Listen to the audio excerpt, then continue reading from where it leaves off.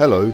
Watching this tutorial, you will find out how to enroll a user on training. You can use this option not only when you want to enroll just one person on training, but also many people. Enjoy! To enroll a user on training, select the Learning Objects Management section on the left of the screen. Then choose the Learning Objects option. On the board of all the available learning objects, find the one that you are interested in, and then use the Action button in the upper right corner to expand the menu. Select the option Enroll Users.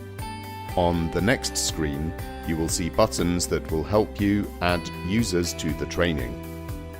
You can add users one by one or through predefined groups, organization structure, or you can choose the group of users with the same roles.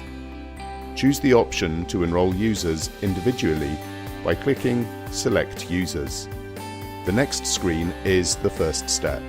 Choose users you would like to enroll on training. To find them, you can use the search engine above the list of users. Click Next.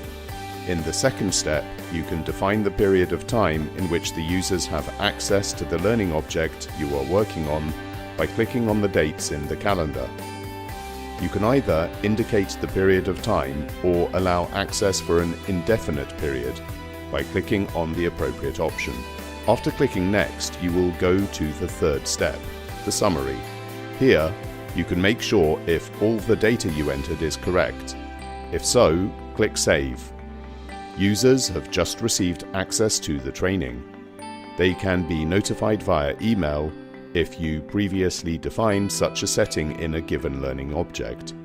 As simple as that. Have a look at our remaining video tutorials, for instance about enrolling users to trainings using other options. Use edolando.com to its fullest.